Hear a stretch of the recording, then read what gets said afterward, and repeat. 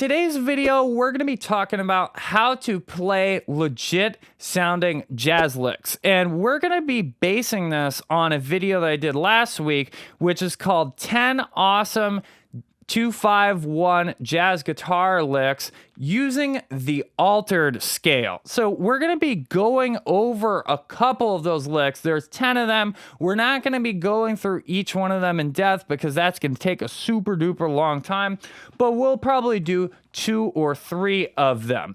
So without further ado, let's go ahead and get started.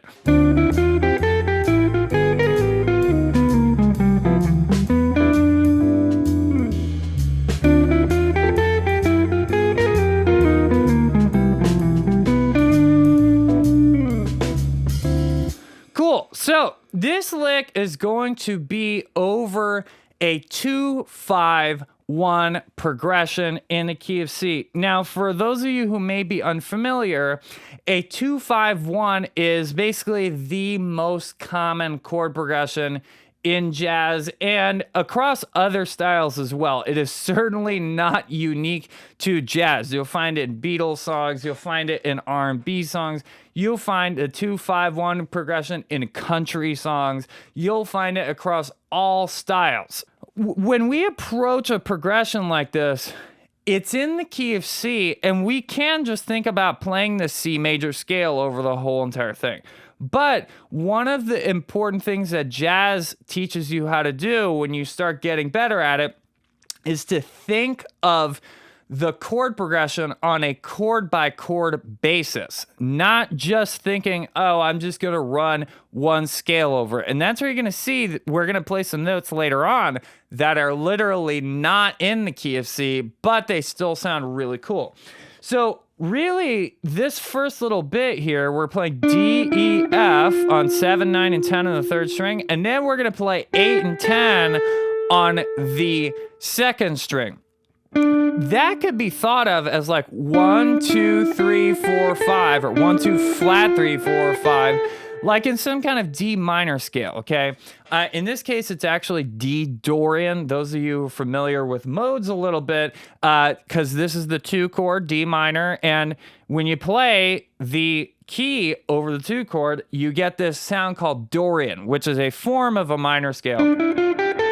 But anyway, this part, 1, 2, flat 3, 4, 5 is found in all kinds of minor scales, not just the Dorian scale. So really, you could have just thought about this as a D minor scale of some sort being played here. And then we're just kind of messing around with the order. So we go back down to the 8th fret, and then we play 9 and 10 on the 3rd string. Okay, so by the way, the 8th notes are being swung a little bit. So I wouldn't play even 8th notes like 1 and 2 and 3 and 4 and. Swinging the 8th notes is when we make the downbeat just a little bit longer than the upbeat. There's many different ways to teach swing, but you just got to kind of listen to it and get that little extra hop in your 8th notes.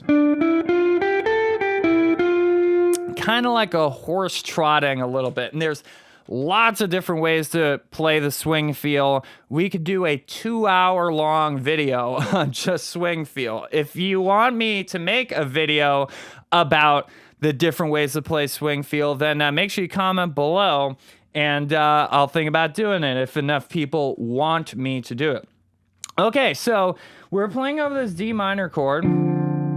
And then now we're going to get to the G7 chord, which is the 5 chord. Except that it's not just a normal G7 chord. Like a normal G7 chord would sound something like this.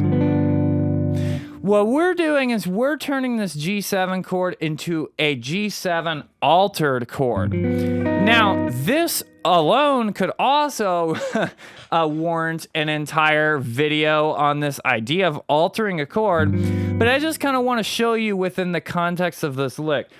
Basically, when we use the altered sound on a G7 chord or in a dominant chord, a 5 chord, in a weird way, we're playing a bunch of wrong notes over the chord, okay? But the wrong notes actually sound good. How the heck does that make any sense? And this is actually, by the way, what makes the lick kind of sound really legit. You'll see when this is the kind of part that I think sounds really cool in the lick, is this altered sound. The reason that these, quote, wrong notes work really well is because this G7 chord is really designed to create tension that's going to resolve to C major, okay, to the 1 chord, okay? So you got to understand the purpose of a dominant chord. The purpose of a dominant chord or the 5 chord is to create tension that is going to resolve to the 1 chord.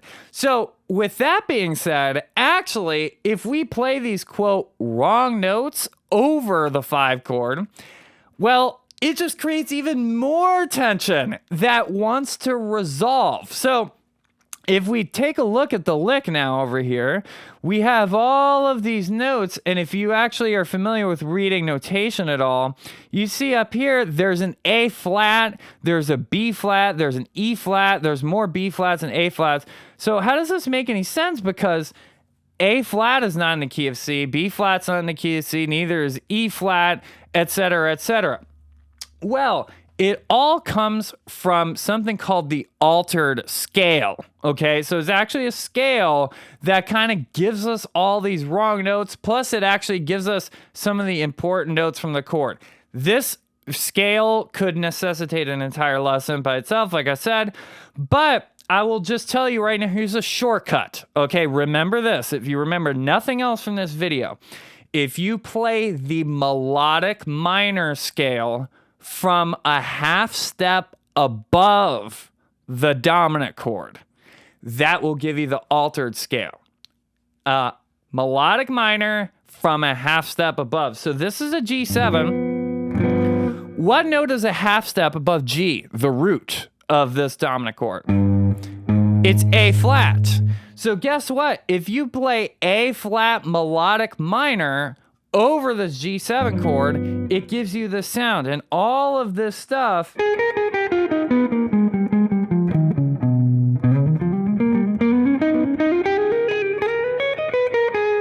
that's actually all from A flat melodic minor.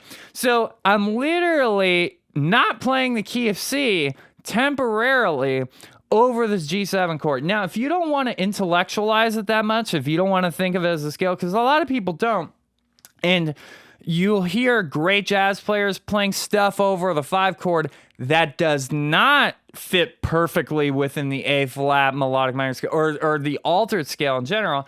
You can literally just think of it as play whatever notes you want over that G7 chord. But here's the key. The key is that we have to resolve back to the 1 chord, and you'll see that's what happens in this lick. So we had this in the first bar, and then now we're gonna have this lick.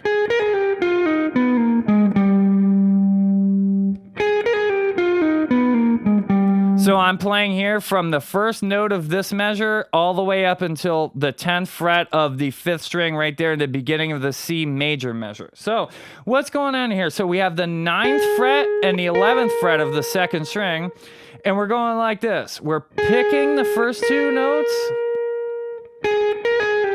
and then doing 2 pull-offs rather in a row. So pick on 9, pick on 11, and then pull off from 11 to 9 and pull off from 9 to 8. I know it's not written there, but you can also, by the way, you could pick it. You could go, but it's a little bit harder to do that. So,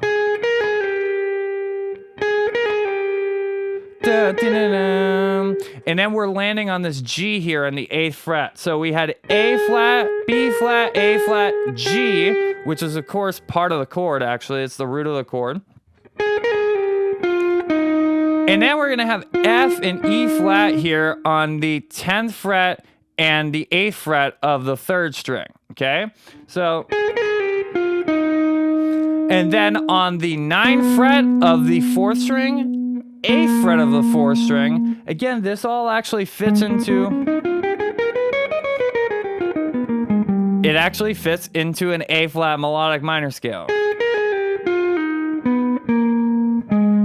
And then we have another B-flat on that A-fret, and then another A-flat. So you see lots of B-flats and A-flats, and then also E-flats. So if you think about that, like, oh, there's normally supposed to be an A and a B natural and an E natural in the key of C, but I'm just turning them, I'm altering them. That's kind of where that altered idea comes from. I'm altering them, I'm lowering them by a half step, and that makes them sound even more tense. And then, right on the chord change to the C major 7 chord, we land on a G note, which is not just back to the actual key of C, but it is actually specifically a chord tone on C. So it sounds way better when we resolve all these, quote, wrong notes if we specifically resolve to a chord tone. This is why I talk about a lot learning the arpeggios of the chord progression that you're learning, because you won't be able to do this. You won't be able to target the arpeggio notes when you want to use sounds like this, and it can make it so that it sounds weird when you do it if you don't resolve these, quote, wrong notes properly. We have to know how to resolve them, and basically the shortcut to resolving them is just resolve it to a note specifically that's in the chord. Again, we're thinking way beyond just, oh, playing C major scale here. We're thinking about, I know the chords, I know the actual arpeggios in the chords, and then I'm thinking about playing notes outside of the C major scale, and then boom, when I come back, I'm not just landing on a random note in the C major scale, I'm landing on, boom, a chord tone, which would be like part of this C major 7 arpeggio here, okay? So we have that. And now at this point, we're on the C major 7 chord, so we've resolved. And now we're just going to go down the C major scale for a second. 10, 8, 7. And then we're on an E here, by the way, which is another chord tone of the C major chord. Dum, boom, bum, bum, bum, bum. That's the third of the C major 7 chord. And then we're actually going up this arpeggio, which is 10, 9, or sorry, 7. 10 on the 5th string, 9 on the 4th string, and 7 on the 3rd string. So now if you looked at that in a vacuum, that's actually an E minor 7 arpeggio, this right here. 7, 10, 9, 7. That right there. But when we're playing it over a C major 7 chord, it's actually the 3rd, the 5th, the 7th, and then the 9th, or the 2nd of the C major 7 chord. So there's a little shortcut for you as well. If you're playing over a major 7 chord, you can play a minor 7th arpeggio from the 3rd. Okay, so I think, okay, I have a C major 7 chord. What's the 3rd? It's E. Oh, I can play E minor 7 over that. And that's going to give me that type of sound. That's another way of playing it, by the way. Here in the 4th, in the 2nd, 5th of the 4th string, and then the 4th fret of the 3rd string, and then the 3rd fret of the 2nd string. That's the exact same arpeggio. So let's go ahead and play that again so that you can hear it a couple times now that you've kind of understood how to play it.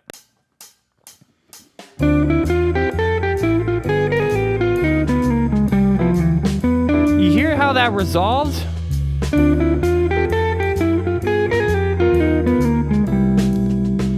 If I wanted to, I could not keep going after that. So I'm cutting off the end of the lick. I'm just ending on the G there.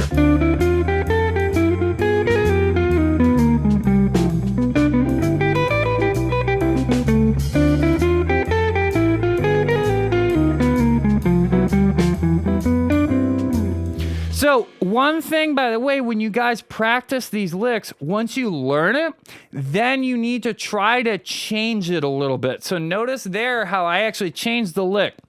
I played like the first couple of bars basically for verbatim. And then what happened was I started just changing what I played there on the one chord. I could play extra stuff. I could cut stuff out. This is how you really, really start to get better at improvising.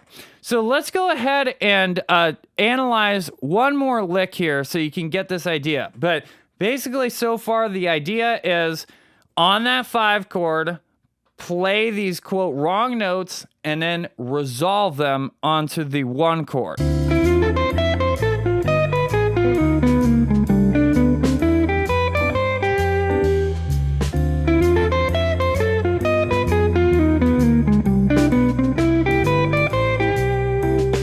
Let's check out the D minor chord. What's being played on the D minor chord here? Okay, so we have this.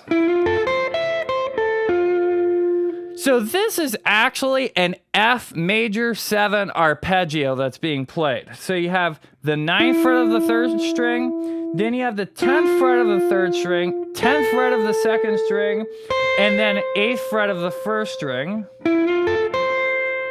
And I'm sweep picking this, by the way. So we're hammering on from 9 to 10. So down, hammer, down, down.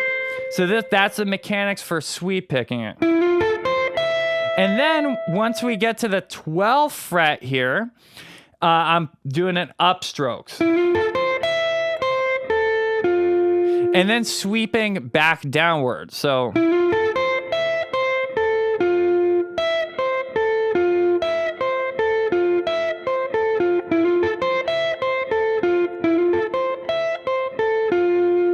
okay, so that arpeggio is really cool. It's sort of like what I was talking about before of playing a minor 7th arpeggio from the 3rd on that major chord, except now we're doing the opposite. It's a D minor chord, and I'm playing a major 7th arpeggio from the 3rd. And that actually gives me like a D minor 9 chord. So it's an F major 7. F is the flat 3 of the D minor 7 chord. So I'm thinking, okay, the flat 3 is F. So I'm just going to play a major 7th arpeggio starting from F, okay? Super duper cool idea that you can use on a minor 7 chord. And that's why like this stuff is so cool, because you start to realize, oh, I can use other arpeggios from other chords on a chord. I don't have to only use a D minor 7 arpeggio on a D minor chord. So with that being said, let's go ahead and continue.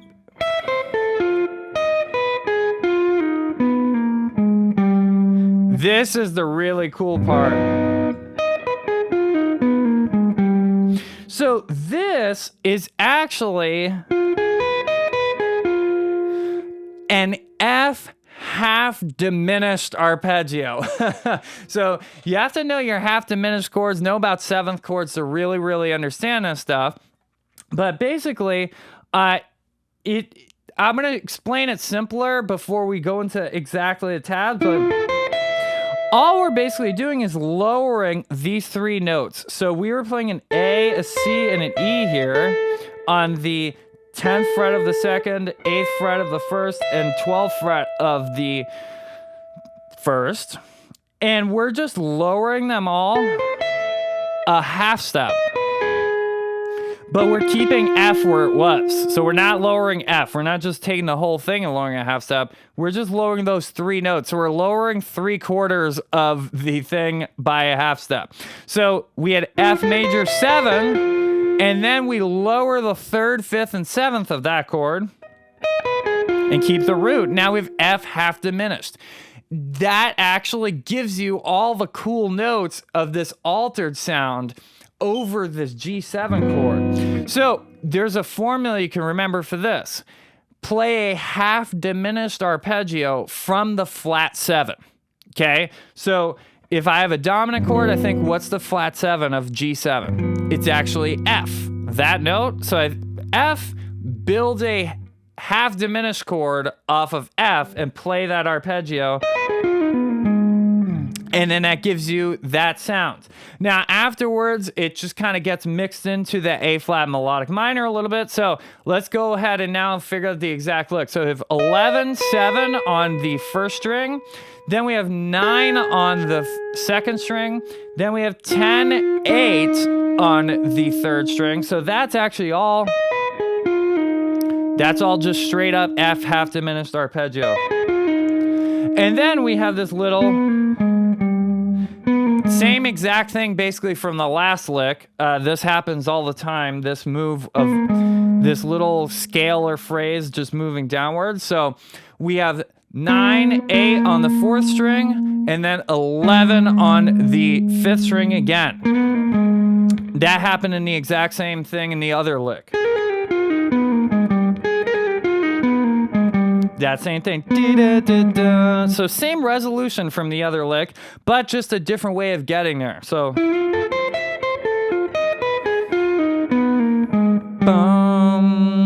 Okay, and then also, by the way, that's getting swept downwards. So like down, pull off, and then up, pick, pull off. So whenever I can keep that pick going in the same direction, I am doing it. And then there I'm pulling off. By the way, you could pick all notes if you're comfortable with alternate picking, but you could also just pull up. And same thing here. We resolve to the same chord tone. We resolve to G on the C major 7 chord. So if I just played a chord there, you see how nice that sounds, that resolution. Super duper nice. And then this is just a cool line to play over C major 7. So a G, and then D on the 7th fret of the 3rd string, and then B on the 9th fret of the 4th string, up to C, and now we're just going up a C major 7 arpeggio. And then going up to the 9th actually on the 10th fret of the 1st string. So. And notice I'm sweeping there too. If I'm playing an arpeggio and all those notes are going downwards, I'm just gonna down pick them. I'm not gonna alternate pick them. That's a lot harder. And then just playing the root C, and then playing the 5th G right under it, both on the 8th fret. You gotta do a little bit of a finger roll. Okay, so let's play the lick again, and then I'll just change it up a little bit to show you like how you should be practicing in order to actually get this stuff in your playing, okay?